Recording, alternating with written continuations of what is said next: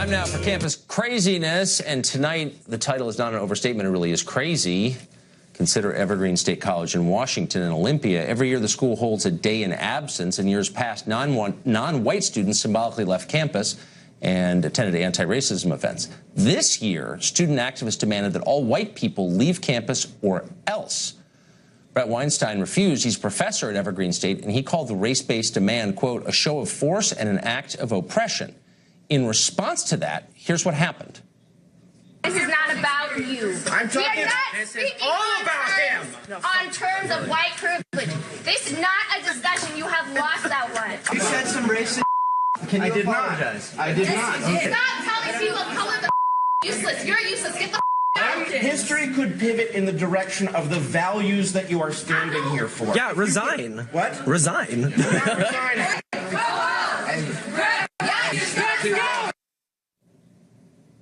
Wow. Professor Brett Weinstein joins us now. Professor, first of all, thank you for coming on. That looks like something, out of Phnom Penh, 1975. Was that, what exactly was going on there? What happened?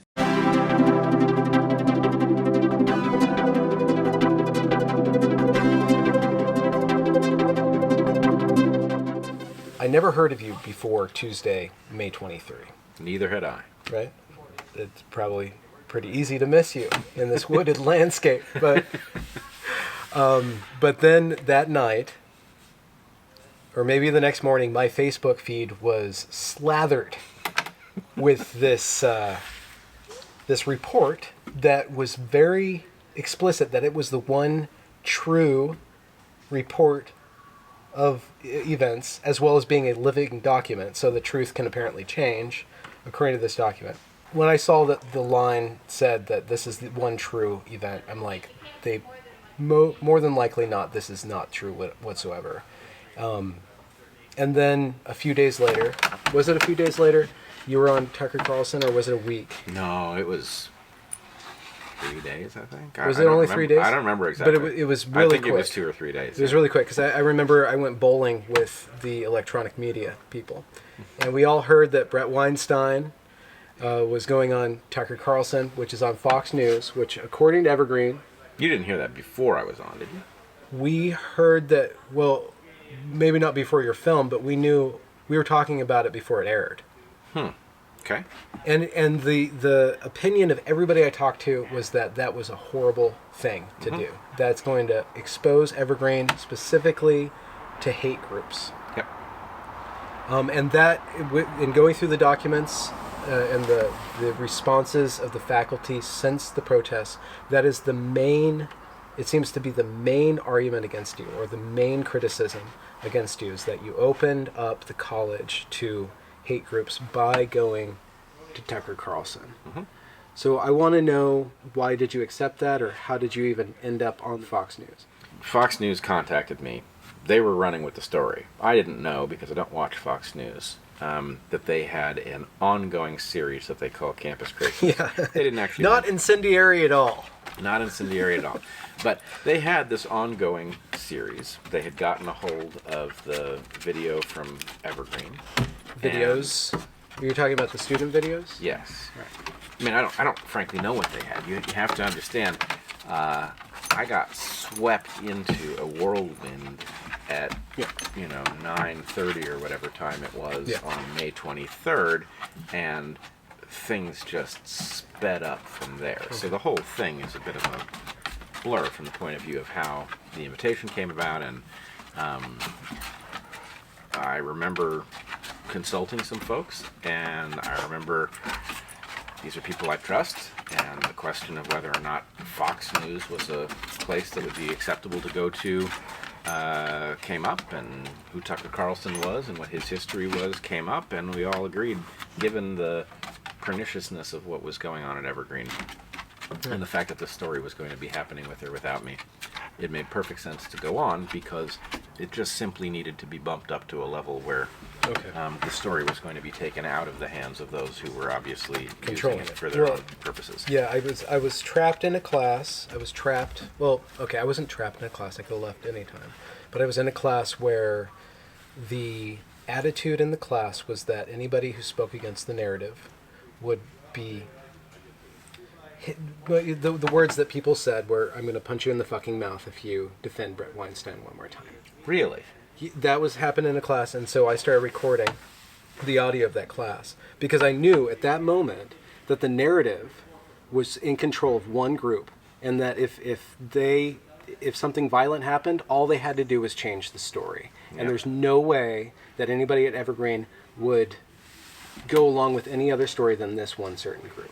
So I felt that palpably on the campus. Wow, I had no idea. That there was a controlled narrative. Already? Already. At least within the students. I don't know about faculty. Well, I mean, and the phrasing of this is the one true narrative. I mean, it's hard to actually avoid a religious interpretation. No, you have to take that on faith. You Right. literally have to take it on faith. That's what this is. This is the one. I mean, even just to type that Yeah. requires a certain mindset. Yeah. It's a mindset about the nature of truth. Yeah, Right? yeah, about the nature of truth. The nature of truth. And married with this living document thing, which is just, whoa. You want a living document of truth, which means that it will literally change according to whoever is Right. the green man. Not only is it true and the only true, but it can be changed at will, implying that no actual set of events happened Yeah. that is objective and could be observed by anybody else. So, let's return to the Fox question. Yeah. So, first of all, my impression is that the Fox News sin that I am accused of persists for an odd reason. It's the only thing that's ever stuck. Let's not forget that these students, however they were organized... Have you read your email, though? Have I read my email? Oh, my email? Yeah, the email right. that proves Right. you're racist. Well, yeah, the racist tirade that I went on in which I said that we shouldn't engage in segregation. Yeah. Right, that email. Well, I mean, look, come on, let's actually back up to that. There is something amazing in the fact that the Cooper Point Journal, Yeah, which is being used as a reference to show all the racist acts Yep. on campus. as well as the It's the students authority. and whoever they were in consultation with, believed that my email was so obviously racist that simply broadcasting it would be sufficient. Yeah, no, yeah. So that tells you something. Not only are we dealing with a mindset in which you can say something like, this living document, this document which may change, is the only accurate recording of what happened. It's the one true It can narrative, change right? at will. But we're also dealing with a mindset that is so warped that it looks at my email, which was frankly extremely careful. I'm sure you had to be very careful. Anybody who's doing this, Anybody who is- especially if you have the skin tone here, you're already going in with a very careful mindset. I was being extremely careful. I did not write a rash email. I'm not a racist, but I was being so careful that even if I was, it wouldn't have been in the email. And they're reading that email.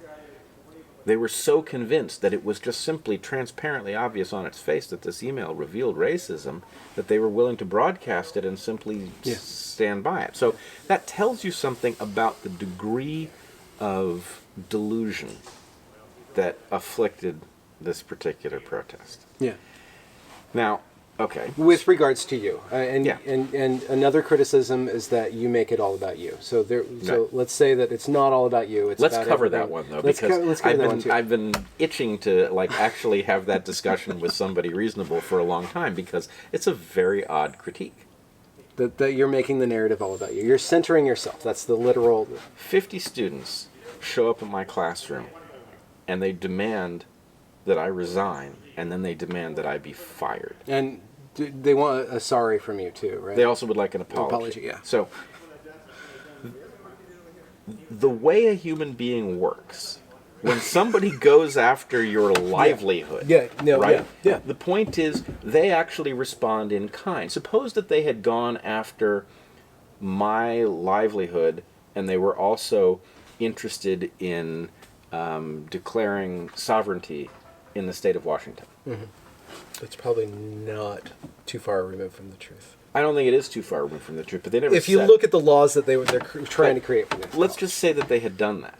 Should I then say, well, I'm only one of how many million people in the state of Washington. Therefore, the fact that they've confronted me and demanded my job ought be not very important. No, the point is they've come to me. They decided to make me central, to name me, to come to my classroom, to initiate their protests, however many they had planned with me, and to film their demand for my resignation. I didn't make it about me. They made it about me. The fact that that story then escaped their control is not my fault.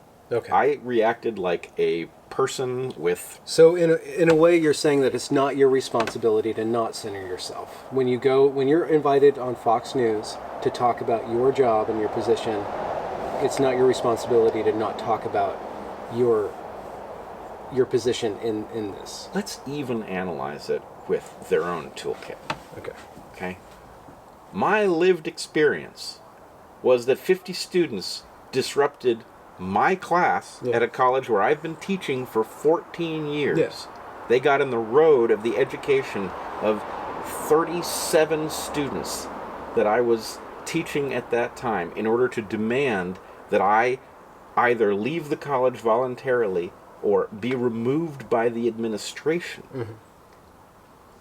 That's my lived experience. And which I have to say, when I go back and I look at that video, I see a grown-up man confronting, as a professor, a bunch of students. I don't see a victim in that situation. I don't even see you even being angry. Right. I even see you even rising to the challenge, not even being gleeful. I'm not saying you're gleeful, but in the moment you responded with a great amount of balance, and you did everything you could to establish a dialogue, which you can't do with 50 yelling people. I don't even accept that you can't, and I don't even accept. I mean, I remember it like it was yesterday, and there were glimmers of recognition, even in that hallway. There's video of you talking to individual students afterwards. So, here's the thing: it's a little bit hard because the story has taken on a life of its own. It is, because the stuff that has been captured on video has overwhelmed the stuff that happened but wasn't quite captured or never got broadcast or whatever. It's hard for people to grasp exactly how everything worked. But when I was confronted, I didn't freak out. I really felt, and I can still tap into the emotion. I felt that I was confronted by a large number of students who were confused about me and about some other things. But it did feel like this is my job, is to talk to students that are not fully aware of the dimension of some problem and to help them see it. And in fact, you'll find in other videos they report that I invited them in to talk. And I did. I said, let's go to the 4th floor so we won't be disturbing my class, and I'd be happy to talk to you about this. They decided, no, we want to disrupt your class. That's our purpose in being here. But the idea that I centered myself is absurd. Afterwards, you went on Tucker Carlson, then you went on Joe Rogan, and Rubin Report. Yep, Rubin Report. Dave Rubin? Dave Rubin. Yeah, I do. And those second two interviews were like 2-3 hours long. Yep. Where you really sat down and you had a larger discussion. About the events. Yep. So at what point? So in a sense, I felt that you started to explain your case more, and I wonder if it's the press's job to go after and find your counterpart. Let's say Naomi Lowe is your counterpart. It's their job to go and center this other side, or maybe it's the college's job to present a fuller picture of the situation. It certainly isn't my job to be balanced about people who don't know me and are demanding that I be removed from the faculty because of racism that I don't actually exhibit. Yeah. Right. So from the perspective but that accusation wasn't just coming from students, but you experienced that accusation of being a racist by your own colleague. Oh, yeah. Right? And you were told explicitly that you did not have a place to defend yourself. I was not supposed to have a place to defend You weren't supposed myself. to. Yeah. Do you think that the college provided you a place to defend yourself? No, of course not. No, so they didn't. Of course not. No, in fact, you had the public opinion. The college utilized the constraints on where one could speak in order to allow, I mean, from the college's perspective, or frankly, let's not mince words here, the college president wished to change Evergreen in ways that I don't believe the college faculty would have tolerated. Yeah. In an effort to do away with faculty's ability to object, he allowed racism to be wielded as a weapon. Yeah. And I don't think he was counting on anybody being able to resist. Because the accusation is so devastating that, in fact, for most people, it does not make sense to endure the damage that comes from having that accusation leveled in order to protect the college from changes in policy. In my case, I think the calculation was a little different. Well, I don't think George really understood the charisma and power of certain students who would take up that charge. I think he underestimated the power that you're handing somebody. You think he signed up with forces that... He had no idea. I had a student come up to me with your emails. They had printed out your emails. And they said to me, I'm going through his emails and I'm looking for where he's racist. And I can't find it. So I'm trying to decode his language to see exactly how he's racist. He's really good at hiding it. He's really good at hiding. Yeah. So I think that insofar as if he did that, then that is the monster that was unleashed. That was the... You cannot control the amount of power you're giving to somebody to be able to judge out of hand without a court somebody else morally. All right. So one of the reasons that I refused to silence myself in the face of accusations of racism is that I felt that my actual history with racism was sufficiently, I was sufficiently aggressive in pursuing interaction with people from different populations, in confronting racism where I encountered it, that as bad as that accusation is, that I could endure it. So when this all began to unfold after the Tucker Carlson interview, I held a lot of personal history in reserve, so that if this racism charge began to take on a life of its own, I could reveal over time all of the stories in my history that will tell you that I may be a lot of things, but a racist I am not. I'm not cryptically white supremacist. I don't support structures that are biased in my favor. None of this stuff is true. And there are lots of stories in my history that I believe would make it plain why that's the case. I never ended up having to reveal them because the accusation didn't stick and the protesters moved on. And so, in fact, one of the very subtle aspects of this is they came and demanded my job on the basis that I was a racist, harming students with my racist teaching. And as soon as that didn't play well, then their point was, well, then you went on Fox News. That's your sin. You went on Fox News. And my point is, did they apologize? Oh, we got you wrong. We accused you of racism that you don't actually possess. We're sorry about that, but you went on Tucker Carlson? No, the point was, we're just moving on to the thing that is playing. And so they moved on duplicitously to this Fox News thing. And it doesn't belong in the same space as reality. And here's why not. Okay, all right. The fact is, Fox News is not the ideal place to go. But the other places didn't call. It's not like I preferred Fox News. And it's not like if New York Times called you, I would have gone. Well, I need to ask you later why you think that MSNBC and New York Times never contacted you. Oh, there's a very good reason they didn't. It has to do with the fact that this story is not comfortable for people that live inside of their established narrative. I mean, let's face facts. No progressive likes a story in which a white guy who isn't a racist is being attacked by black racists.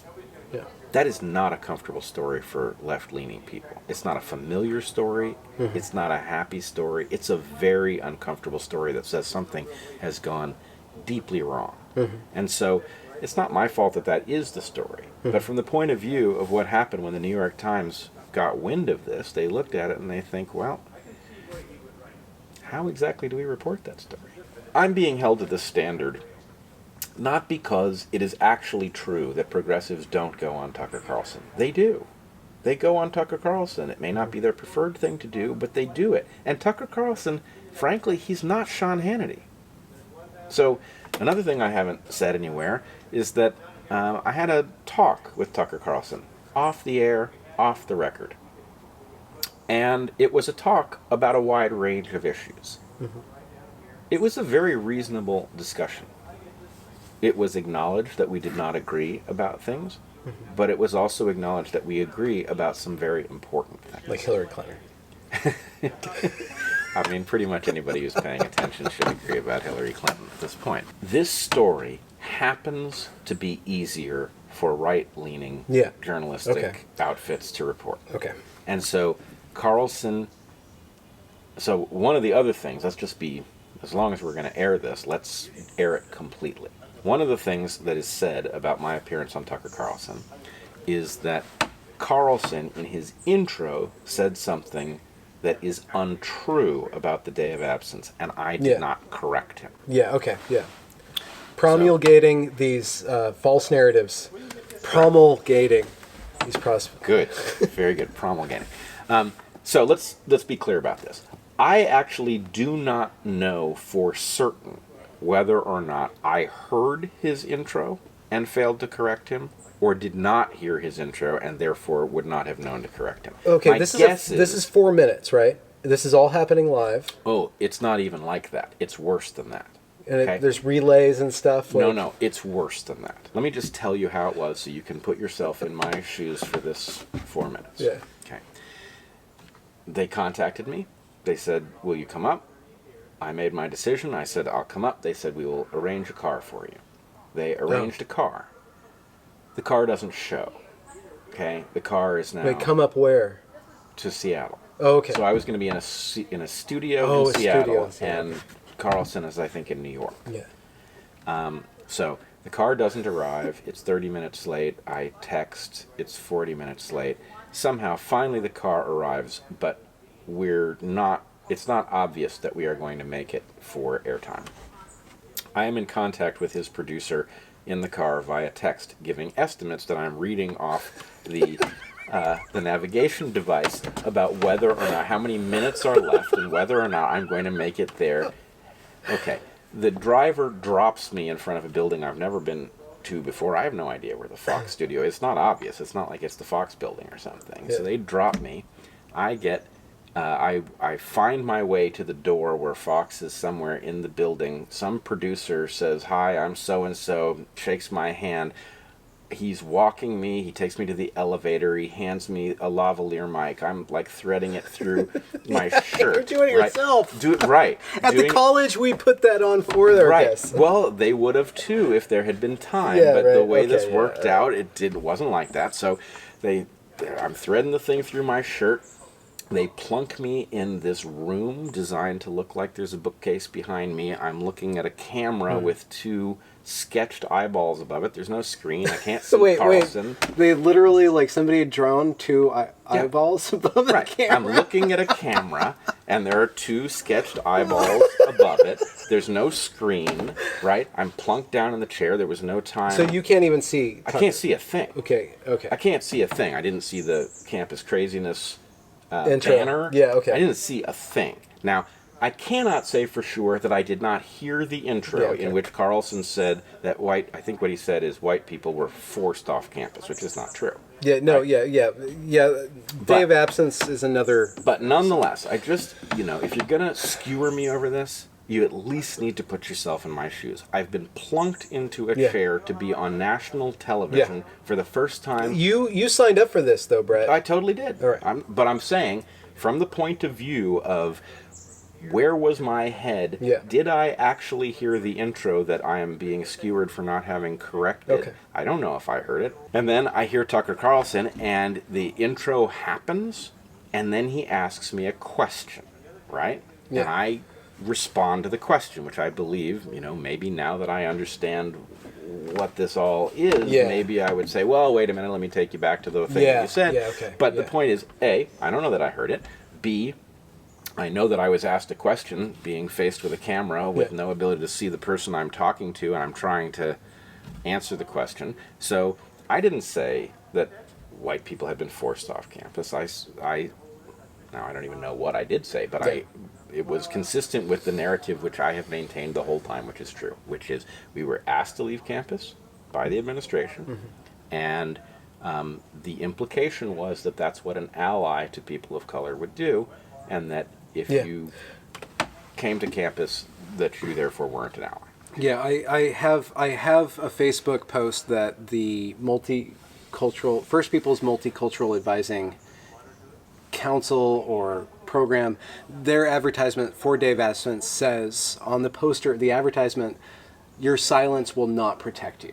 Yep, It says that. it does. Your silence will not protect you. I In have fact, faculty telling me that they are never going to schedule a class on that day again because they They don't even want to deal with that. commandeered buildings in which classes were scheduled. Okay, so that classes you- were scheduled in buildings, and you can no then- longer have and you classes. can't have them. So that doesn't mean you couldn't request another classroom. You Yeah. could, but the point is, It's really difficult to request classrooms at Yes, Evergreen. it is. I know this. And so, and just the simple fact is, if you're going to commandeer a building in which normal classes are scheduled, that's the college being signed up for a day in which white people are being asked to leave the campus.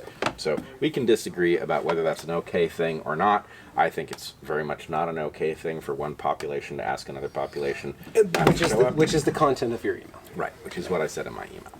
So, but what I need to challenge you about is that your colleagues in Evergreen and possibly students, I don't know, but I know that your colleagues have received hate mail. Yeah. Now, the question is whether they received hate mail because of Tucker Carlson or because of the videos that the students shot. And I really think that the criticism of pinning it on you is imbalanced because it seems like people don't really understand the PR nightmare that those videos are, and that they're in willful denial. They're ostrich head in the sand. But insofar as Tucker Carlson brought attention of the alt-right and of neo-Nazis to the college, do you share any blame in that, or are you okay with hate mail? I guess First of all, I have gotten so much supportive mail compared to the hate mail that the hate mail pales in comparison. Well, yeah, but your colleagues have received hate mail. Yes, but I also have. I mean, in fact, 2 days ago on Twitter, somebody suggested that somebody come after me with a lead pipe. Yeah. Okay. Lead pipe? Lead pipe. Okay, that's not too bad. I mean, maybe some blood poisoning and concussion. No, they weren't suggesting I eat a lead pipe. They were suggesting that somebody hit me with a lead pipe. But in any case, let's just say this. The college was experimenting with a kind of sovereignty. It was experimenting with rewriting the rules of civilization such that people with certain parameters, multiple marginalities had more rights than people without those multiple marginalities. It's a reversal of fortune. It is a turning of the tables of oppression. Yeah. And it is completely abhorrent to a college with a mission to engage in inquiry. It's just appalling. So what hasn't been said is the expectation was we are going to do this and you are not going to snitch. And I really think snitch is the key concept. Wait, hold on. Where does this word snitch come from? This is your word. I am borrowing it from effectively criminal culture. Okay, but there was no email explicitly saying Never, that no. you can never talk I am about this. invoking the word snitch here, but my Okay. point is the reason that my colleagues have blown a gasket over my going on Tucker Carlson is not really Tucker Carlson. That's the way to make the argument make people queasy. Yeah. Because lots of people are queasy about Fox. Well, But the real point is justifiably. well, I agree justifiably, but I also would argue the New York Times is no prize. Yeah. MSNBC is no prize. Okay. These news outlets are all compromised by deeply biased perspectives. And frankly, you would be nuts to listen to Fox News on the issue of climate change. Yeah. Right? But the New York Times is absolutely insane on many other issues having to do with, for example, the draconian NDAA 2012 legislation that empowered the executive to pull any human being off of any street in the world and imprison them until the end of hostilities without a trial. Okay. Okay? Sure. So my point is all of these news organizations are compromised. Okay. Fox is compromised in a particular way that tweaks liberals in a particular fashion, but it is not uniquely compromised in the sense that all of these entities have problems. Okay. Fox isn't compromised in the way that people want them to be compromised. It's then. not compromised in the way that progressives are comfortable with. Yeah. But they are completely comfortable with the way the New York Times is compromised, and they shouldn't be. It's very dangerous. It's very dangerous on different topics. But in any case, the problem with my going on national television was that it brought the story to the attention of people who then, when they looked at the videos, were completely shocked to see the insane utopian perspective being deployed on a college campus inside of the United States. They were incensed, right? People were chanting Black Power to the administrators of the college of, a state college in Washington. Yeah. And that incensed people. Yeah. Unironically. Right. Chanting. Unironically. The inciseness, insensity. I don't know what you're saying. The people who are incensed aren't incensed ironically, but No, they're actually incensed, and they actually have a right to be incensed. Yeah. They're not wrong, Yeah. right? They're correct that something is very Well, off. it's not just the Black Power thing. It's not just the racism thing. I think it's just the manner in which communication is being deployed, the manner in which change is trying to be affected. Yes. It's not about race. Race is a cover Yes. for bad actors I agree. Race is a cover for bad actors, and what people were incensed with. on both sides. On both sides, on the hate mail side, I'm saying. Oh, yeah. Oh, and this was the worst part of it, is that the absurdity of what took place at Evergreen emboldened a bunch of actual racists on the other side. Yeah, it actually, yeah. Actual racists who suddenly saw their worst fears about what was going to take over Yeah. on YouTube. And Yeah. so the point is that this was just a disaster. But the thing is that the college, or certain proponents within the college, and actually the college officially, is taking the stance that the alt-right has, the alt-right, or these extremists are now targeting Evergreen. Yes. When they don't want to take responsibility for the fact that they are being targeted because of the manner in which they held it, and, Right. and coddled it, and even invited it, and welcomed They it. invited it, they thanked it, they did everything wrong. But let's go back to this alt-right business, okay? Alt-right is one of these terms. It apparently had an original meaning that starts with Richard Spencer. What year is that? Oh, I don't know. A long time ago?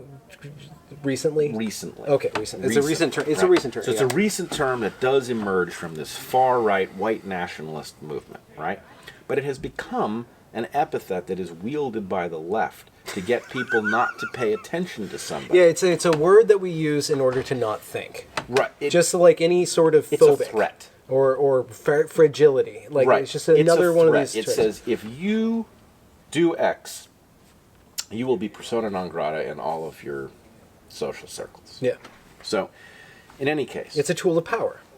it is a tool of power. It's a signal. It that you are- invites abuse. It is that's like It's the a- power corrupts completely. That's one of the types of power that totally corrupts. It's not a perfect analogy, but back in the 50s, I mean, I obviously am not old enough to have been around in the 50s, but back in the 50s, I'm not going to do the math right now. believe me, I wasn't around in the 50s. I was around for like 4 minutes in the 60s. But there was this thing. You've heard the expression, he's got a chip on his shoulder. Yeah. Do you know what that was? No, actually, I don't. The idea is if you wanted a fight, you would take a chip of something, a little wood chip or something, and you would put it on your shoulder. And the idea is all your enemy has to do is knock that chip off your shoulder in order to justify a fight, right? okay. So the idea is I'm going to set the standard for a fight so low Yeah. that if you're a coward and you're not going to touch that chip on my shoulder, Yeah. all you got to do is just dislodge that thing and we're going to go at it. It's like starting a game of Jenga with like 85% of the pieces removed. Right. Okay. Yeah. It's right. You're immediately going that direction. So, anyway, the thing is, alt-right is some kind of a chip on the shoulder formality, where as soon as that thing is deployed and they say, well, he's been embraced by the alt-right. Or Embraced, yeah. Right. It's Lord. like he sat next to the alt-right. Yeah. He refused to denounce the alt-right. He didn't What? denounce them enough. Didn't denounce them. Right, exactly. There were, you saw on your YouTube channel, it was something like failure to remove comments by some numbskull was used to indicate that you were a numbskull along with him or something. But whatever. So my point would be, let's dissect the claim of alt-right descending on Evergreen, or targeting as a result it. of you. Yeah. going on Fox News. Yeah. So who are the alt-right who descended on Evergreen? Oh, it's Patriot Prayer, right? The Nazis from Portland, right? Now, did you read the Weekly Standard? Oh my God, I'm a liberal and I'm quoting the Weekly Standard? Well, you'd be surprised. The Weekly Standard has had 3 excellent articles with really high-quality journalism about what happened at Evergreen. I mean, I can't fault them at all. They've done as well as anybody. Did you see their piece on Patriot Prayer?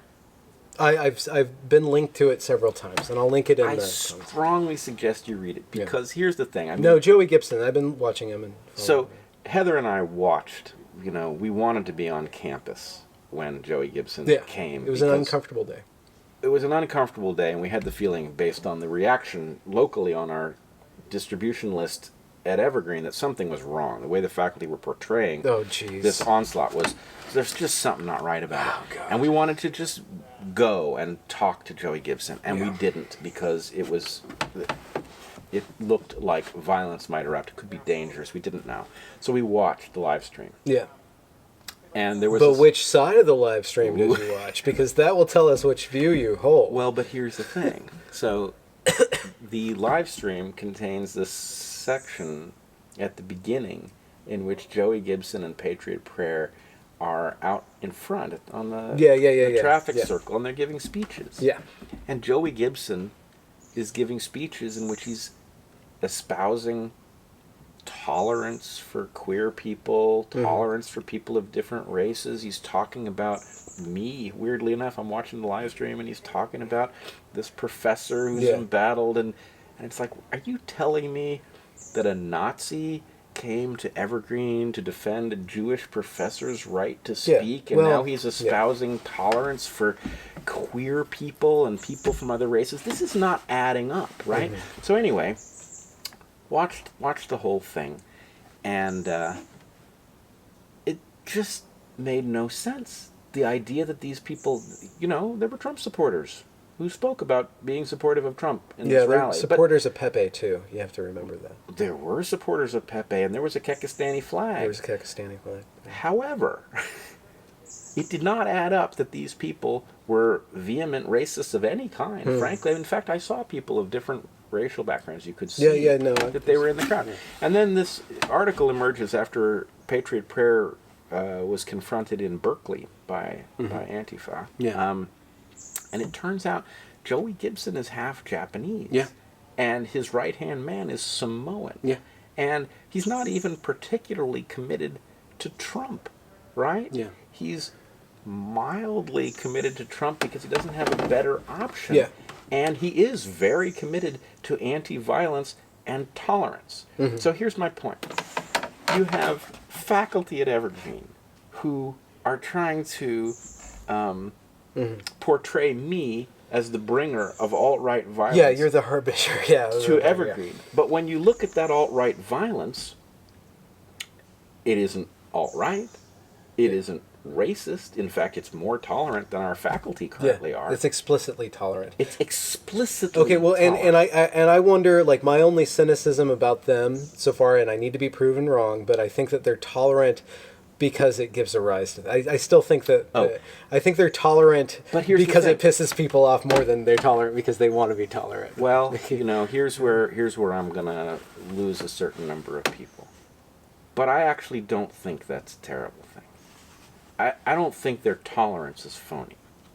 But I do think that they are enjoying revealing the hypocrisy on the other side by going to a place like Evergreen, being tolerant, speaking about tolerance Yeah. and being attacked by a bunch of numbskulls who are calling them Nazis. Yeah. And the fact that the people who are calling them Nazis are accusing me of racism and all of this stuff, it's too good. It's perfect. It doesn't make any sense. It makes no sense. The whole thing is... It has to make sense. There has to be some sort of sense to be made out of why people are taking this tack, why they keep on redoubling their efforts to go for equity of outcome, to say that we're being targeted, and I don't know, maybe we have to be cynical and it's all power play, but I think there are sincere members of the Evergreen faculty that really do think that the events of the spring were warranted, that Evergreen is enmeshed in a culture war, that we are trying, that we are most of them, that there's implicit bias that's real and present. There's white supremacy that we all hold,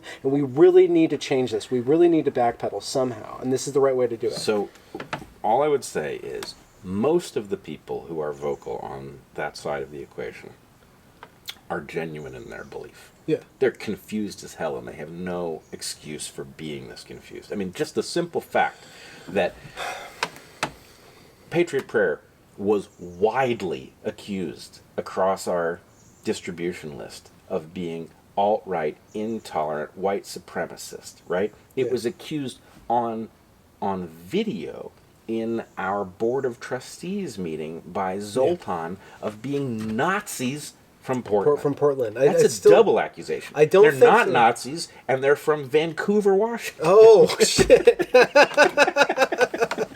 There was a far-right rally that was not by libertarian conservatives, but I've been doing a lot of documentation. I've been working on this kind of research for 30 years, and these were Nazis from Portland, and they're the ones, that movement has been the ones behind these systematic racist death threats and hate mail that have affected students, staff, and faculty of color, and others.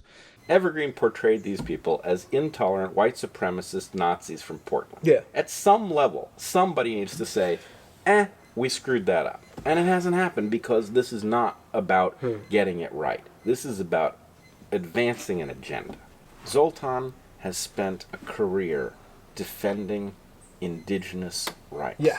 And he's very good about it. He's very earnest about it. And it's not white savior complex stuff. He has immersed himself in the truth of indigenous cultures and the history that has befallen them and all of that stuff.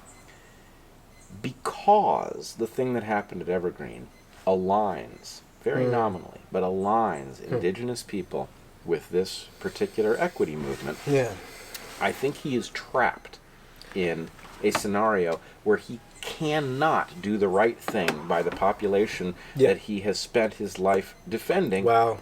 And it couldn't be sadder. Absolutely. I think I want to bring up a point, and I've said this at prior videos, but I want to underline this point that intersectionality is corrupt insofar as it forces every single group to let go of their own personal convictions, to let go of their rationality, to just join this mob. And therefore, like, all the individual actants are all beholden to the strongest group, or the strongest, the most marginalized group gets to have the most say. And so everybody loses even a personal accountability. And I think that might be another graphic demonstration of why I think that intersectionality as a concept is corrupt. It's broken, and it can't be rescued. And ultimately, it's unstable. It's very unstable. It's only stable insofar as you have somebody to be against. Like I showed with the Jewish letter of support against those who are against Brett Weinstein or whatever it was. It's like I showed that they are joining in this unification, that it's all about. It's not a forness. It's not a creativity. We're not going to build something. We are going to be against something. We're going to be against this man, which you aligned with enough of those qualities to be able to be the flashpoint. It's a nihilistic. And I think that because of this system, because of the protesting because of the ideology that's mobilized within protesters within the progressive movement. You became the flashpoint because they absolutely needed a white male professor. They needed somebody who's male, who's a professor, who's cis, who's hetero, and who's in a position of power in order to get the ball rolling. Well, and you were the closest thing that they had. Several things happened that put me on a collision course with this movement. One, for whatever developmental reason, I have a history of being willing to stick up for things. So you're saying you're a gadfly? Not a gadfly. No, you're not a gadfly. Not a gadfly. Gadfly has a different connotation. Okay. But when other people hear the warning signs that they're going to be stigmatized, they typically back down. Okay. I'm not constructed to do that. Two, I'm an evolutionary biologist, and so a certain amount of what is conventional wisdom over on the protest side of this thing is just flatly wrong, and I know why it's wrong, and so, it's a non-starter. Three, there is the fact of having spent a lot of years teaching at Evergreen and utilizing its very unusual model of pedagogy to maximal effect. And it isn't just the 14 years that I've spent.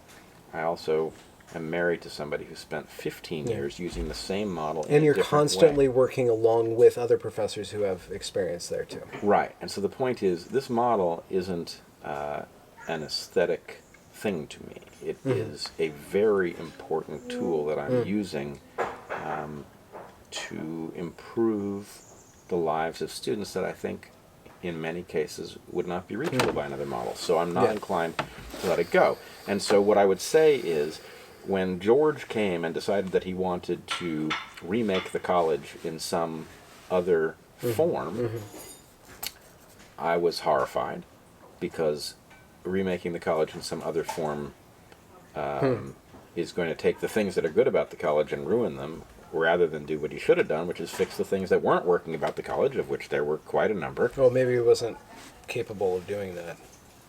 Or wasn't interested. I don't know why he wanted to do it the way he wanted to do it, but the fact is, there's no, you come to somebody's college that they've been teaching at for 14 or 15 years, and you propose removing all of the things that are good about it in an effort to turn it into something that you refuse to explain, and you should expect them to be pretty upset about it. Yeah, and then to toss out this equity thing and vague notions of change. Right, and as a defense. Embolden the bullies, Yeah. and all of this. And so he did this. I kept pointing out that we, strangely, for the first time in the college's history, weren't talking about the changes that were being made. That's a very odd thing to happen at Evergreen. Change is always discussed here, and sometimes change is derailed by discussion. Yeah. That's the way I'm we sure err. that's probably the rule, yeah. Right. But in this case, it was like, we're going to have change, and you're not going to get to talk about it. You're going to find out about it after it's happened. So, those things were unfolding, and then there was basically this idea that you will not discuss what is taking place at Evergreen in public. And so when the story came to me, and I talked about it in public, I violated an unwritten rule, which was no snitching. We know better how civilization should run than anybody else, and we are effectively experimenting with sovereignty here at Evergreen. Well, Jesus.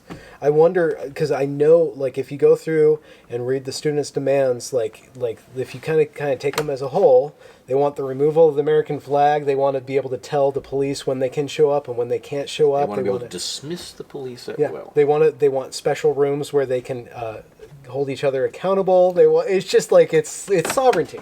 It's either Scientology. Like it's Scientology, exactly. And the only reason Scientology gets away with it is because they have a religious exemption, effectively, from certain rules. Right? Now, I'm not sure that that's legally binding, but the point is, it's very hard for the law to march into Scientology and deal with the fact that they're disciplining people in rooms in the basement, blah, blah, blah, whatever it is that they do. It's very difficult for them to deal with that, because they're confronting a religious organization. Yeah. At Evergreen, it was different. The idea is you will be quiet about what we are doing. We all understand that civilization needs to be reorganized. It's time for white people to be quiet. It's time this, that, and the other. And we're going to do this. And if you talk about it, then this is on you. And the fact that all sorts of unsavory people are going to be upset by what we're doing is on you. And the point is, well, actually, do you have any idea how many truly decent people are offended by what you're doing? It's staggering. That's the thing. That's the thing that gets me, because like they only accept criticism from the deplorables.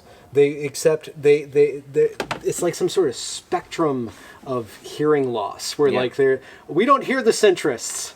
We only hear like the crazies on both ends. We have everything else is noise. Like, well, right. I mean, and that's what happened to me. That's the whole point about this Fox News thing. Is the point? I mean, in fact, Zoltan wrote an email at some point, and it was like, I believe Brett is no longer functioning in the interests of the institution. Now, he wrote a meme about you. I'll show it to you. Oh, did he? I haven't seen it. But anyway, my point would be, I didn't change my allegiance to the institution. I have no allegiance to this nonsense that wants to remake the institution. Yeah. But the point is, I should give up on it. But I still believe that the institution is capable of helping students that are deserving of an educational institution that is capable of dealing with their quirks. It's capable of maximizing the outliers of a number of different metrics. Yes. High potential outliers who will not be served well by another college. Yeah. And so I think that's worth defending. It doesn't mean I have to have allegiance to the Equity Council, which in my opinion is putting that entire project in jeopardy. Oh, man. And not using good data to do it. Well, I think deliberately using bad data. Oh, okay. See, that's the thing. Yeah. I want to give the benefit of the doubt. Well, you know? I feel like I'm giving the benefit of the doubt also, but there's a point at which, a pattern is a pattern. The fact that this, on May 23rd, began with shrieks about my racism, and that there was never a moment at which it acknowledged that those were wrong. Oh, okay. It did was, well, I mean, they came to the building chanting, hey, hey, ho, ho, Brett Weinstein's got to go. Yeah. At some point, it dawned on somebody that wasn't working.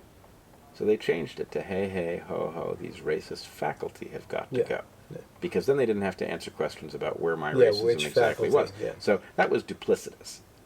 The fact that they have never gotten around to saying, okay, actually, he wasn't a racist. That was our bad. You go to the Fox News thing. Right, you go to the Fox News thing. So the point is, there's no winning this. And the fact that they're doing the same thing with Patriot Prayer. Yeah. Right? No, they'll do it with everybody. They'll do it with everybody. They'll do it with anybody who disagrees with them. Yeah. Which is very unfortunate, because it takes the college education and it makes it about something that's not educational whatsoever. It's anti-educational. It's indoctrination. It is indoctrination. Which is just what we do not need more of in this world. Well, it's very funny.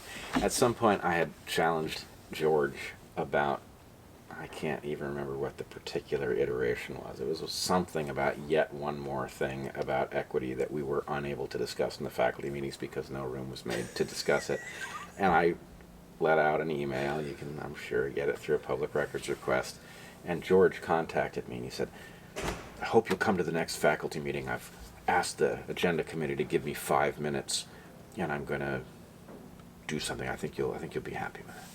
And so, I was going to all the faculty meetings because everyone was a train wreck and somebody needed to keep track of everything that was going wrong. And so I went to the faculty meeting, and George came in, and I no longer remember what appalling nonsense. I think it was actually something about we're having trouble figuring out when in the faculty meetings we can actually have a discussion about this stuff because there's so much work going on in the faculty meetings. There's just no room for a discussion. What? What does that mean? But the other thing, and he out of nowhere, he deploys this thing where he says, I'll have you know, I was talking to, I think it was the governor he invoked. I was talking to the governor, and he was recently in a meeting where Betsy DeVos was present, and she apparently is very exercised about the idea that in American colleges there's a lot of indoctrination going on. And there was like this gasp in the room that, Betsy DeVos thinks there's indoctrination going on. And George was like, don't worry about it. I'm going to fend this off, blah, blah, blah. And I'm thinking, Wow. there is indoctrination going on. I hate to say it, but Betsy DeVos has got this one right. Why are you making me a Trump supporter? Right. Why? Why are you doing this to me? Right, exactly. Well, we should call it good. Yeah, all right. Thank Fair you. enough. Yeah, thanks. She's a very good dog. She's a great dog. She's a very good dog.